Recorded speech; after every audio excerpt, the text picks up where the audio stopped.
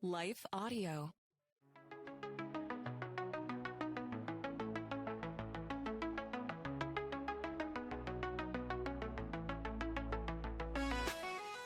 Hello, and welcome to the Confessions of a Christian Alcoholic podcast. I am your host, John Seidel. This is your home for real stories, radical vulnerability, and remarkable comebacks. In the end, this podcast is a place for the desperate, the downtrodden, the destitute, and especially the drunk. But it's also a place of hope and healing. I know that firsthand because I'm the Christian who became an alcoholic, not the other way around. Today, I've found sobriety after decades of struggling. But more importantly than finding sobriety, I found Jesus. My prayer is that as I interview people just like you and just like me, along with professionals in the fields of trauma, faith, and addiction recovery, you will find the peace that is available to you through Christ on the other side of whatever you're going through and whatever addiction that might be. Because let's face it, we're all addicted to something. So welcome. Let's get radically vulnerable as we explore what it looks like to be on this journey of messy sanctification. We'll be right back after this. What's your story? That may seem like a really basic question. But what I have learned over the last 2.5 years, and especially in the last year, is that is actually, one, a more complicated question than we realize, and two, a deeper question than we realize. See, one of the things that has been especially helpful to me is called story work, and specifically family of origin story work. We got into that a little bit with the podcast with Gina Berkemeyer, which you can go back and listen to. We got into it a little bit with Allison Cook when we talked about internal family systems. My guest today, though, is who I would say is one of the foremost Christian experts on family of origin story work. His name is Adam Young. And one of the things I think that Adam has helped me see through his book, Make Sense of Your Story, which we are going to talk about a lot today, is our stories are not just trapped in our minds, but they are trapped in our bodies. And I think trapped is a good word because, in a sense, they can be pounding to get out. And so at times we may be triggered by something and not know why our body is going into fight or flight mode. And that's because the story, our origin story is trapped inside trying to get out. And our nervous system is telling us something. And so many of us, including me, when that would happen historically, didn't know how to make sense of that and would go to the numbing agent. For me, that's alcohol. For you, maybe it's food or your phone or porn or work, right? And Adam's work has been so important in me understanding what is going on, in helping me address it, in helping invite Jesus in to heal that. And so today, Adam is going to be talking to us about family of origin story work. It is, I think, one of the more important conversations that we will have on this podcast up to this point. And it has been so helpful. Again, it centers around Adam's book, Make Sense of Your Story. I'll include that in the show notes, and please go pick that up. But before we get to the conversation with Adam Young, just a reminder that you can pick up my book, Confessions of a Christian Alcoholic. I talk about some of these concepts in Confessions of a Christian Alcoholic, and it is still 30% off through the publisher, Revell. So you can go to christianalcoholic.com, christianalcoholic.com, and find the link there for 30% off and free shipping. Also, I don't mention this a lot, but if you would like to watch this podcast, if you would like to watch my conversation with Adam, you can do that. You can go to theveritasdaily.com, theveritasdaily.com, And for a small support fee that just helps me keep writing and help me keep doing this podcast, I think it's like $7 a month. I have a Black Friday sale on until the end of the week. That makes it 50% off. So for $3.50 a month, or $30 a year, you can support my work and then get access to, one of the benefits is, the video version of every single podcast. So go to theveritasdaily.com and check that out. All right. So without further ado, I want to bring on Adam. I want to have this conversation. I really think it's going to be helpful. Ladies and gentlemen, Adam Young. Adam, thank you so much for joining the Confessions of a Christian Alcoholic podcast. As I talked a little bit about in the introduction, you have been crucial in my recovery. And, it was my therapist who first recommended listening to your podcast, and it's just been all downhill in a good way from there. So thank you so much for joining. Thank you, John, for having me. And so I want to talk about, obviously, this great book. I mean, as you can see, like this is, if you're watching the podcast, you can see I literally went out and bought these little tabs just for this book. And I listened to it.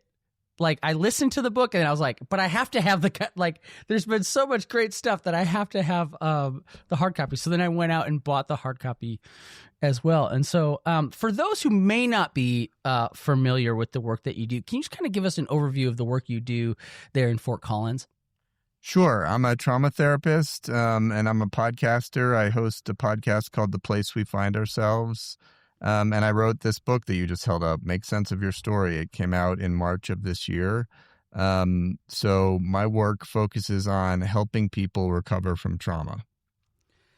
And you talk about this, I think, a little bit in this book. But when what was it in your past that made you kind of come to grips with your past? You talk about, I think, reading one of Dan Allender's books, spending time with Dr. Dan Allender, who's so great. But what was it about your past that made you realize something's off here? Well, symptoms. I had a lot of anxiety, a lot of depression. I would call it agitated depression. In other words, I had panic, fear, anxiety. It was hard to be in my body. It was just painful. And that started when I was 19 years old. So I got into story work as an attempt to bring some healing to my body, to understand why is my life so painful. Yeah.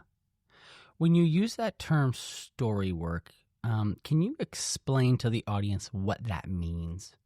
Sure. The essence of story work is looking at particular narratives from your growing up years in your family of origin so that you can understand how your nervous system has been shaped, how your brain has been wired, so that you can understand your present day-to-day experience of the world. So one of the realities of having neurons in our brains is that the past experiences we've had in life continue to filter all of our present day experiences. And as a result, bad, harmful, traumatic experiences can filter, they prime the brain to expect similar things around every bend. And that makes living in the present very hard. So you use this term, and I think, this term can be so overused these days, but maybe explain this idea of triggers, right? So, and listen, even as someone who is going through this and working on story, origin story work and all that stuff, like, I still find myself triggered, right? Sure. What does that mean, and what does that look like? All we mean by trigger is that your body goes into a physiological state that is dysregulated. And so all of us know the experience of you're fine 1 second, and then you have an interaction with somebody, or you read an email, or you have a car accident, whatever it is, something happens and your body, your chest, your stomach, your shoulders goes into a different physiological state.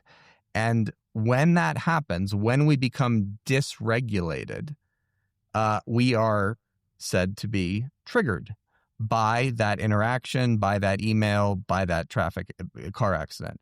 And all the word triggered means is that your body has shifted from a physiological state of safety into a physiological state of alert and danger. So helpful. And I think there's probably a lot of people who maybe they don't even know how to give words to that. Right?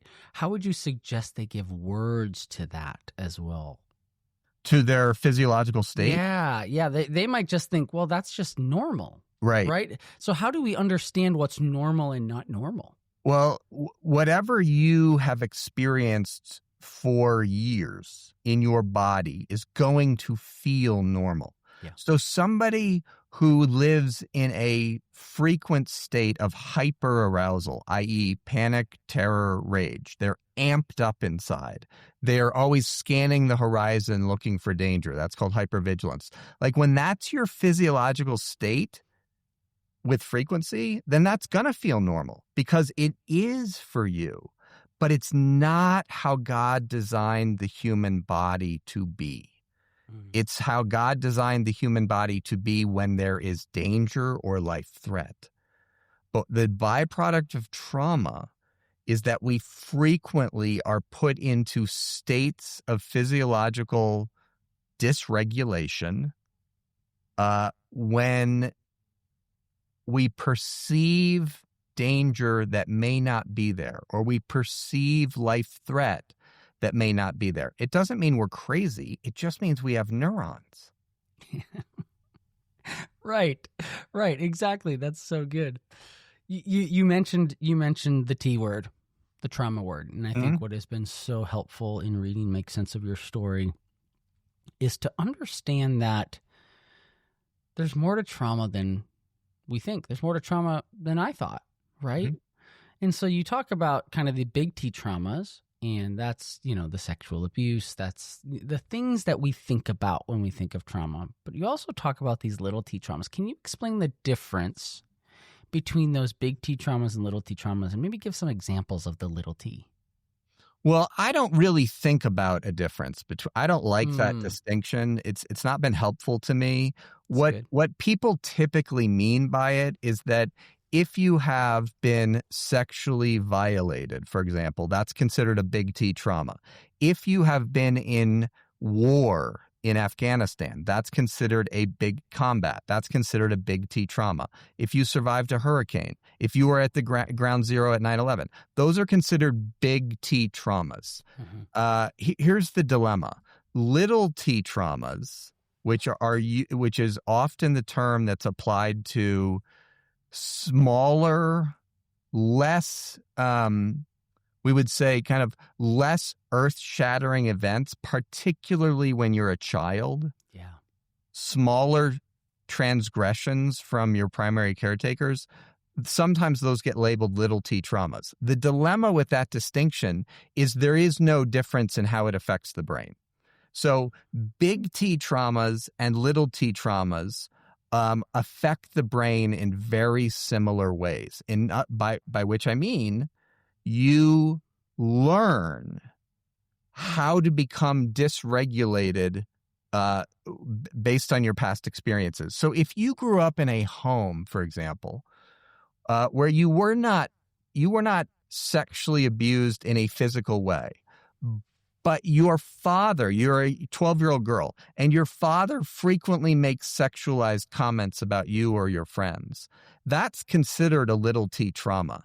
I don't find the distinction helpful because that has a really big effect on your heart, on your brain, and on how you perceive yourself as a girl who's becoming a woman. What does trauma do to us, right? Like, what does it do to our brains? Well, it enlarges what's called your amygdala, which is the fear center of the brain, and it creates fragmentation. In other words, the portions of your brain that are separated from one another are designed to be deeply linked. So your left hemisphere is designed to be deeply linked to your right hemisphere, meaning that the neural networks connect thickly, deep interwovenness. With trauma, that gets fragmented and separated. There aren't thick connections between portions of your brain like your hippocampus and your amygdala, your left and right hemisphere, your prefrontal cortex, which is on top, and your limbic brain, which is on the bottom. That's all supposed to be really connected and interwoven. Trauma stops the connection process. In other words, it impairs integration. You talk about in the book, in a sense, that, and if I summarize this incorrectly, please let me know. But I think one thing that I realized in reading is that we seem to all have some sort of trauma, right? Like, or more of us have trauma than we realize. Maybe that's the better way. To say it. And so if that's true, how do we go about recognizing, oh, you know what, this thing that I've just downplayed, the example that you talked about, my dad making comments, that's just my dad. How do we go about recognizing and, maybe for lack of a better term, honoring and saying, hey, this has happened, and so how do we go about doing that? By listening to your body. By refusing to dismiss your bodily experience. So if you have a history of trauma, of harm, forget trauma. If you have experienced harm, and all of us have, that resides in your body. So you are going to have, for example, in the example I gave, a clenching in your gut or a tightening in your chest when you've got 3 girlfriends over at your house getting ready for prom and your dad's in the next room. If you have a history of dad making sexually suggestive comments about you or your friends, then when you're getting ready for prom, you're going to feel that in your gut. Yeah. And will you honor the wisdom and the language of your body, or will you dismiss it as, well, that's just my dad? Right. And so how does someone go, let's say now you're, that was at 16. You're 36 now, right? And now, you still feel that, right? Maybe you're watching a show and you see a scene like that play out and you sense that. And how do you go about then addressing that at 36 if you didn't address it at 16? Well, the beginning is to write the story that you remember. So to take a pen and a paper and begin writing some of your stories, as fragmented as they may be, as anecdotal as they may be. Start writing what it was like for you as a girl when your dad would comment on your thighs, your breasts, your outfits. Or make comments about your friends, or tell sexually inappropriate jokes in front of you. Whatever you remember that felt yucky, will you write it? That's the first step. The second step is, will you read it to someone else so that they can give you their experience of your story? Because none of us can read our own stories well. We can't interpret them well because they were just normal for us. We need the voices, the eyes, the reactions of others in order to understand our own stories. So write it, read it. It's funny you say that. I think there were things, I got married and I didn't marry someone from my hometown. I didn't marry someone that knew my family. And just as we got married, I'd make like funny comments. Right, about things that happened. My wife would kind of be like, that's not normal, right? I'm like, what do you mean? No, like that's not how a lot of people were raised. And I think there was kind of this moment of like, what? Right. That's right. And I think it's Gabriel Marte that talks about trauma being something that happens, in the absence of an empathetic witness. Yes. Can you maybe unpack that idea a little bit? Because I think you're kind of getting at that a little bit. Yes. Gabor Mate's point is so important. Trauma does not reside in the bad event. It doesn't reside in the planes crashing in the towers and you watching it. That is not what trauma is. Trauma is what becomes embedded in your body in the wake of a bad event when there's no one there to comfort you and care for you and to support you. So the people at 9/11 that could run home and receive care, and they could wail and they could rage and they could shake, and they were cared for and comforted and supported, those people did not become traumatized by a horrific event. Is that also how siblings can experience a similar event, and one goes, one it becomes traumatic, and maybe the other one had friends or a support system that was in place? Is that how that happens? It can be, but the other thing, more often than not, is siblings always have different parents. No two siblings have the same parents, because every child is treated differently. And so what one child may experience can be very different from their 2-year younger brother, 2-year younger sister. But you're not wrong. If one of the children can go to, their church group leader or their band director or their soccer coach and get support and care and comfort, i.e. that attuned empathic witness that Gabor Mate talks about, then that is going to have a significant healing effect on the bad experiences that they are having at home. We'll be right back after this. Okay, so we got to go back to what you said, because I think there's probably a lot of people, including me, who are like, wait, siblings don't have the same parents? Unpack that a little bit, because I think that's really interesting. And I think the more I think about it in the moment, I'm like, yeah, right? But unpack that a little bit. Well, in many homes, one of the children is the favorite. I mean, this goes back to, Jacob and Esau. This is all in the Genesis narratives. It goes back to Cain and Abel. Right. Like, one child is approved of, welcomed, honored, favored. And think of the Joseph story. And one child or other children are not. And what that creates is envy between the children, which is what we see in the Joseph story. His brothers hated him for good reason. Jacob favored Joseph. The brothers don't hate Joseph because he has a fancy coat. They hate him because he is prized, has his father's gaze, and is delighted in. And all children are created to be delighted in. But oftentimes, parents have favorites, and that creates havoc in the home. And so maybe there's Christian parents listening, like, I don't have favorites. Mm-hmm. What are you talking about? I love them equally. What do you say to them? Well, they might, and that's fantastic. That's fantastic. But that was certainly not the case for me. And for lots of people with developmental trauma, they grew up in a home in which everyone knew that, Sam, the firstborn son, was mom's favorite. And Jennifer, the firstborn daughter, was dad's favorite. And the other two siblings, the younger two, in this family of 6, everyone was clear about this. That creates unbelievable heartache, envy, rivalry.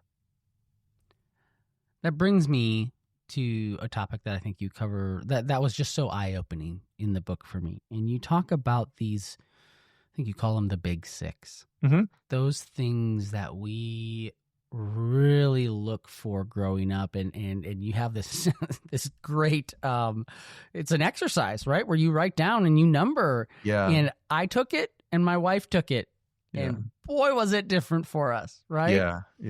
Can you talk about those big 6 and why they're important? Sure. The big 6 just refers to 6 things that every child needs from their primary caretakers, from their parents. And the first thing you need is attunement. What that refers to is that you needed to be read emotionally. You needed to know that your mother had a sense of what was going on for you internally and that she wanted to know you. That's attunement. Responsiveness is the second of the big six. If your face was sad at the dinner table and your mother was attuned to that, i.e., she knew you were sad, how did she respond to your sad face because you had just lost your soccer game? Was there any movement towards you of care, compassion, support, curiosity, responsiveness? The third of the big six that every child needs is you needed engagement. Responsiveness and attunement aren't enough. What is engagement? It's pursuit to know your heart. Every kid has different dreams, hopes, fears, longings. Does your mother, does your father want to know what makes you you? That's engagement. You needed that. You needed delight. You needed to be enjoyed. That's the third. The fourth is able to regulate your affect. So every kid gets dysregulated. You can't go to middle school without getting dysregulated.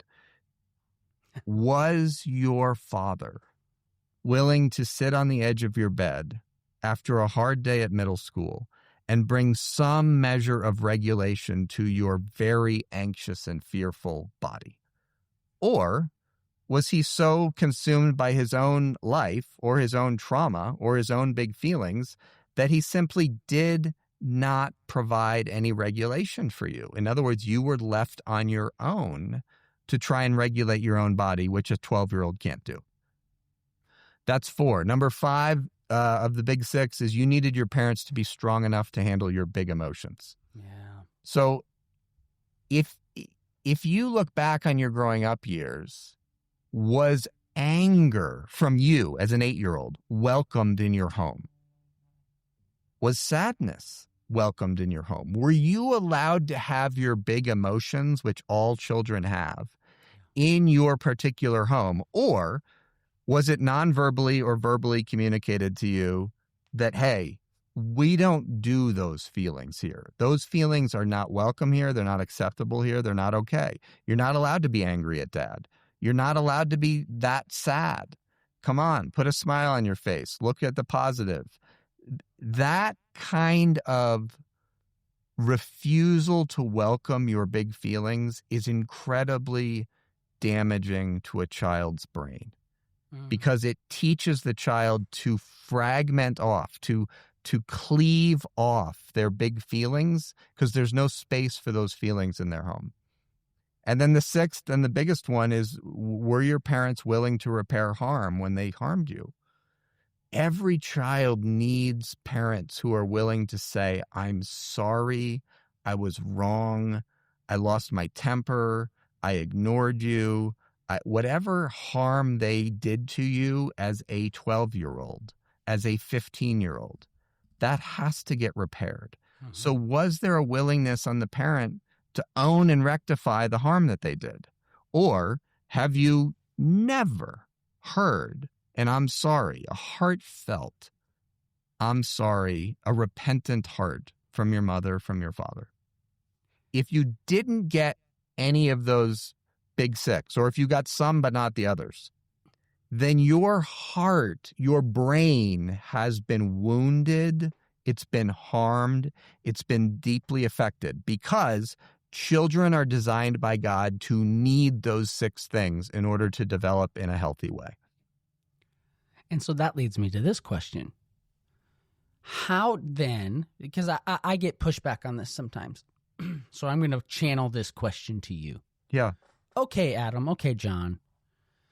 So then how does, lack of some of those big six or whatnot, how does that lead to you being an alcoholic? You didn't get that at 6 and now you're an alcoholic at 36. How does a lack of those things, how does that lead to something like addiction? Well, the big book of Alcoholics Anonymous says before we had trouble with alcohol, we had trouble with life. That's a very good sentence that Bill W. wrote. What he's getting at there is that all addictive processes, whether it's alcohol, drugs, eating, gambling, pornography, all addictive structures are attempts to regulate our bodies when they are in chronic states of dysregulation. They are attempts to deal with the overwhelming wounds inside. And in that sense, they are understandable. Our addictions and compulsions are understandable. They're not the best ways. They don't work, but they are attempts to make it okay inside. Yeah. Before we had trouble with alcohol, we had trouble with life. Oh, so good. I want to go back to that first one of the big six that you said, attunement, because I think there may be more attunement trauma than people realize. Yes. I heard someone recently tell me a story, and I think they were trying to say, like, I think I was pretty good. And, I started asking some questions, and they told me this story of how by the time they got to, junior high, early high school, their mom refused to make their doctor's appointments for them and said, "You're old enough. I don't know your schedule. You do it." Right. Mm-hmm. And that deeply affected this person. Mm-hmm. And what came obvious to me is why that deeply affected you is because you weren't attuned. Right. Mm-hmm. Your mother was saying, "You're sick. You deal with it. Mm-hmm. I'm not going to do it." Talk about attunement trauma, especially in how that manifests. Well, what we need more than anything, and this is God's fault, this is just how God designed human beings. What human beings need more than anything is to feel felt. In other words, that's a term by Dan Siegel. He's a neuroscientist. Yes. For you to know that I know something of what you're feeling on the inside, that's your biggest need as a human being. You need the people who are closest to you to be in tune, think about it like musically, with the vibration of that note of sadness, of anger, of anxiety, of desperation, whatever's going on inside of you, whatever that humming is. Like, you need someone else to tune into that. And I see you. I hear you. I'm with you in that. I see you're suffering that, and I am with you in it. That's attunement. You are created to need that. Lizards don't need that. Reptiles don't need it. They don't have limbic systems. But mammals, and especially the pinnacle of creation, the human being, needs that. I think Kurt Thompson, who's been on this podcast, has said, we enter this world looking for someone, looking for us. Yeah, there it is. That's it. And I think that is such a beautiful way to put it. And I think he even goes a step further. And then we always will be, right? That's right. We always will be looking for someone, looking for me. Who is seeking me and who wants to know me and who will enjoy me? So I think there was a moment, and I think you try to tell us not to do this in the book, and I think we all naturally do. But there's this moment in the book where you're saying, "Hey, okay, I'm talking about the big six. If you're a parent, try not to think about how you're parenting your kids and just think about."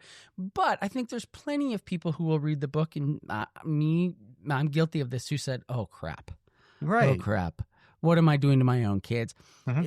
What do we do if we read the book and we read those big six and we think, "Man, I feel like I'm failing my kids"? How do we go about fixing that? Right. Well, two categories. Number one, you can always repair with your children. It is never too late. I don't care if you're 72 and they're 36. You have adult children, you can repair with them. And that's all the more true when you have a 5-year-old or a 15-year-old. What does repair look like? It means saying to your son or daughter, "Hey, I'm coming to be aware of some of the ways that I may have harmed you. And here's one of those ways. I want you to know, son or daughter, that I am open to hearing from you what that's been like for you." And have opening dialogue. And they might not be willing to talk with you about it in that moment, but for you to continue to invite, "Hey, anytime you want to talk about that or what that was like for you, I want to hear, and I want to make it right, and I want to apologize. So that's number one. Number two, the single biggest thing you can do to improve your parenting has nothing to do with engaging differently with your kids. It has to do with engaging your own developmental story. The research is unequivocally clear about this. It's counterintuitive, but it's the case. If you want to be a better parent to your 8-year-old daughter, the single most important thing you can do is engage your own story as a boy or a girl, rather than thinking about how do I parent this 8-year-old differently. When you engage your own story, when you grieve, when you rage, when you weep, when you wail, when you name, when you feel your fear, all your unfelt feelings, that's what I mean by engage your own story. When you go through that process, especially with the care of another, your brain changes and you will parent differently. Until you engage your story, there is going to be a ceiling on how much you can interact differently with your children. That's why reading parenting technique books doesn't work. Okay, that is fascinating. That is fascinating and so helpful. I think, you said naming. We've had Dr. Allison Cook on the podcast, right? And I love what she talks about. Naming what's going on, right? Mm-hmm. And how she talks about a holy reframe. Yeah. Which I think is so helpful. On that point, I think, what do you do if you are the person who is realizing, okay, man, my family of origin story needs work. And you're open to these insights and you're understanding and you're gleaning but your family or maybe the people who harmed you sometimes, and maybe even a lot of times accidentally, right? You talk about that in the book, that it's not like this. It's not like, you can cause trauma to someone. Not like you're some monster out there just trying to hurt them, right? It can happen in a sense accidentally. How do you deal with maybe a family member or family members who don't want to engage in that, healing or that repair? Well, yeah, that is a huge place of heartache and grief for you. If you have a mother, for example, a stepmother, who is unwilling to go to dinner with you and hear some of the ways that you felt harmed by her when you were a girl growing up, as her daughter, as her stepdaughter. If your mom is unwilling to hear what that was like for you, is just not willing to engage that conversation, that is a huge grief for you, because there's no way to move forward relationally. You can still move forward in your own healing process, but the relationship, there's a ceiling on how much communion, fellowship, support, care, like connection you're going to be able to have with your mother. Because until she can live in the light of truth and honesty about what actually went down, there's going to be an ache in your chest because it's unrepaired harm. And nothing is more damaging to a parent-child relationship than unrepaired harm. And so do you recommend to people, and I'm not saying you've said this, but is it, do you cut them off? Do you just keep trying? What do you do as a person when your mom, for example, doesn't seem to want to engage in that? Well, it depends on the posture of the parent. So some parents are deeply narcissistic, wicked people who will not only say, no, I'm not willing to hear that, but they will blame shift, they will spin, they will accuse you, or they will weaponize their fragility. They'll dissolve into a puddle of tears. I always knew you thought I was a terrible mother. And they burst into tears. Okay, that is a form of weaponizing their fragility, and it is a wicked, wicked thing to do to a child, even if that child's 40 years old, because it's silencing a child who's saying, ouch. That's what that 40-year-old daughter is saying to her mom. Ouch. That hurt, Mom. And mom is not only saying, I'm not willing to talk to you about that, but is actually blaming you at some level for being a bad daughter, or for bringing it on yourself, or for bringing it up. The number of stories I've heard about how parents manipulate children who say ouch is legion. And it can be very, very dark stuff. However, here's the question for the listener. What would it be like for you to call up, email, whatever, your dad and say, Dad, would you be open to having dinner with me and hearing about one or two of the ways that I felt harmed by you growing up? What would it be like to have that conversation? Yeah. And for many listeners, like, their stomachs are turning and they're like, I could never say that to my dad. That's not like I don't even have an imagination for saying that sentence to my dad. Well, if that's the case, then your dad has immense power over you. And that's not a good thing. What about, and maybe this comes into the manipulation aspect you were just talking about, but I know people who have tried to maybe have these conversations, and man, the parent, whether the mom or the dad, immediately starts talking about, well, I did my best. I did the best with what I could. Right. And or comes up with excuses. Well, you don't understand what was going on in that time in our family of origin's life. How do you respond to something like that? Would you like to hear my heart or not? Because their response is not merely wrong, i.e. factually incorrect. Nobody does their best all the time. But it's dismissing your ouch. Yeah. What you need in that moment is attunement. You need responsiveness. You need to know that your dad cares that you're hurting about this, and that you've been hurting about it for 20 years. And instead, they're dismissing you and trying to put your ouch off the table between you in the name of, we did the best we could, or in the name of, well, it was a really hard season for our family. Oh, okay.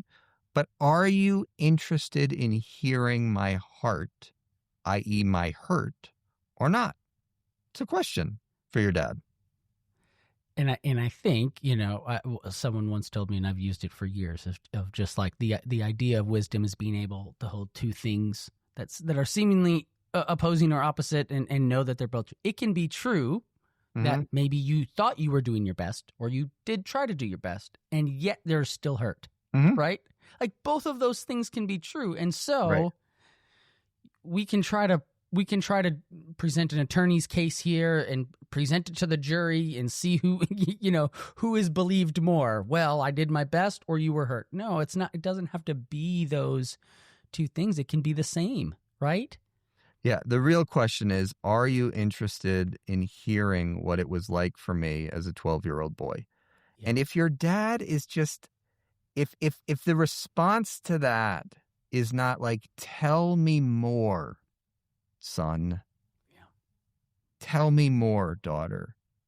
If there's not like a pained look on your parent's face of, oh my gosh, I didn't know that. Well, then you're dealing with a parent who is not very inclined to empathize or to repair. And that's so grievous for a child. We'll be right back after this. You talk about in the book, and I think you've used a lot of examples here. Does it tend to be more in a child-mother relationship or child-father relationship, or you just try to use those interchangeably? But I know your own story has to deal with your mother, and so I was just curious if you tend to find this more in those motherly relationships or the fatherly ones. No, 50-50. It is 50-50. Okay. Yep, for me, in my experience. Yep. Okay. The subtitle of your book, I think, is really important. Why engaging your past with kindness changes everything.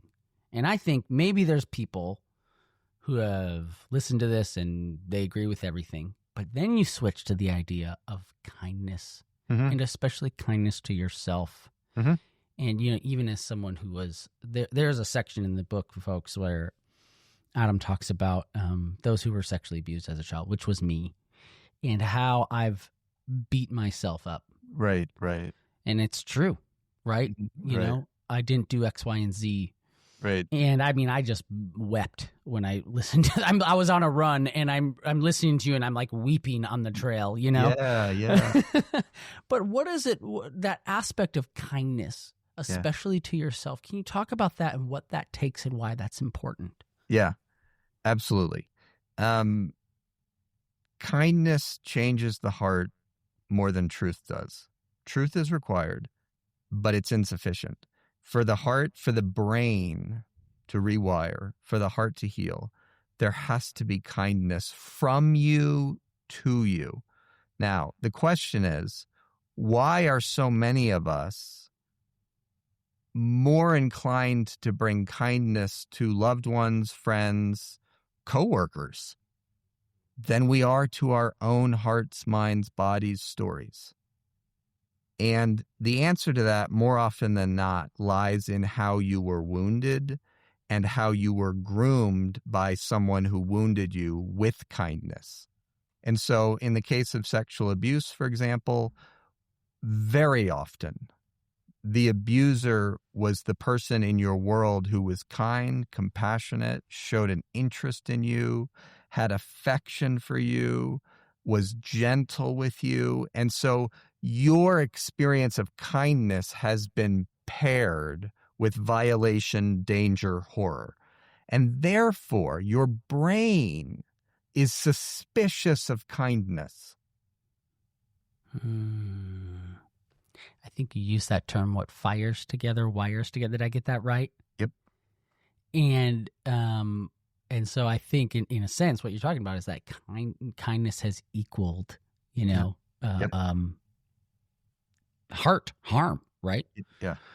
When it comes to couples, I think so much of what you've talked about in the book, I feel like is, man, if you feel like you and your spouse are just like talking past each other, you're always triggered, whatnot, this story of origin work is just, could open up so much.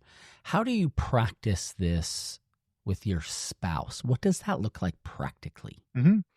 Well, a great place to start is, have you shared 2 or 3 of the more formative stories of your growing up years with your partner, with your spouse? Like, does your spouse know the story of the wounding of your 8-year-old, 12-year-old, 15-year-old heart?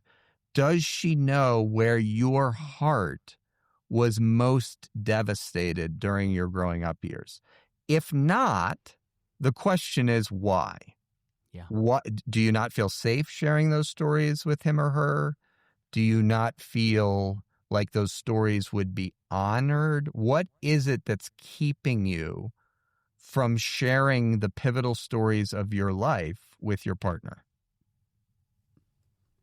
Can you experience we've talked a lot about the story of origin aspect, right?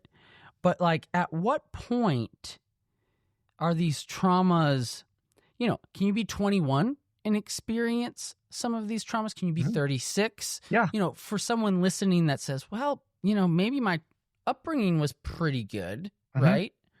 But man, it's this stuff. I don't want people to hear, like, if you can't look back and listen and you're like, well, my upbringing was like, there still can be stuff, correct? Absolutely. I mean, look, we live in a deeply broken and violent world. There is no way that you escaped harm from 0 to 18. However, there's also no way that you lived the 35th year of your life without being harmed, and harmed by loved ones. Yeah. So the question is, are you willing to put language to the places where your heart, mind, body are reeling from the sin of others, the harm of others? And if you're not willing to name that, with yourself and with someone else. The question is why? Why? What are you afraid would happen if you named how you actually feel? Right, right. For someone listening to this who, is like, okay, I want to start doing this. Obviously, Make Sense of Your Story is a great place to start. But does this have to be done in the walls of a therapist office? Where can and how can people start doing this even on their own? Well, if you have a history of trauma, I would say you need to be very judicious about who you share your trauma stories with. That doesn't mean it needs to be a therapist. It needs to be someone who can hold the intensity of the devastation of what you experienced. And that person can be a life coach, can be a story work coach, can be like an LCSW like me. It doesn't matter what alphabet soup they have behind their name. It matters, have they engaged their own pain, their own story enough that they can hold yours with honor and curiosity. There are places where you can go and find that. The Allender Center, named after Dan Allender, is one place that has, every year, they have groups that are focused on people telling their trauma stories. So they have a story workshop, they have certificate programs, they have offerings where you can do that. You can do an intensive with me. There are lots of therapists out there. I've got a list of therapists on my website that have done their own story work and can walk with you in yours. But here's what's most important. Will you honor your wounds enough that you get the care you deserve and you need? And will you keep looking for it until you find a person or persons that can hold and honor your story well? Because you deserve it and you need it. Yeah. Last question. I think, as I've worked through my own story of origin and started talking about this, obviously, there seems to be a skepticism, especially in the church, amongst Christians, in talking about trauma, in talking about story work. Yeah. That has been, man, just so disappointing. Why do you think that is, and what can we do about that? Well, in many Christian contexts, particularly the more evangelical contexts, there's a profound lack of willingness to, in the words of Jeremiah, dress the wounds of the people as though they were serious. Yeah. And there just is truth is largely lacking in our world when it comes to the severity of the harm that people have experienced. Many Christian subcultures do not value looking at the past. As a matter of fact, they have pejorative terms like "don't dwell on the past," as if it was like an ungodly thing to do. But the reality is that the truth will set you free, and only the truth. So if you can't look at the truth of the past in your life, your body is going to hold that, and symptoms are going to emerge. It's your body's way. In my opinion, it's the Spirit of God's way of inviting you to step into healing. Yes, that is so good. That is so good. You had mentioned some resources and your website. Where can people go if they, maybe they want to do that intensive with you? Mm-hmm. Maybe, obviously get the book and the podcast as well. Where can they go? AdamYoungCounseling.com is my website. And whenever I have conferences or all the offerings I have are on AdamYoungCounseling.com. The Place We Find Ourselves podcast. If you want to hear more about story, if you want to hear more about the topics that John and I have talked about today, that's a great place. And then Make Sense of Your Story. You can buy it anywhere books are sold. That's a great introduction to like your story as a human being, your sexual story, your family of origin story, your story with God. There's a chapter on all of that.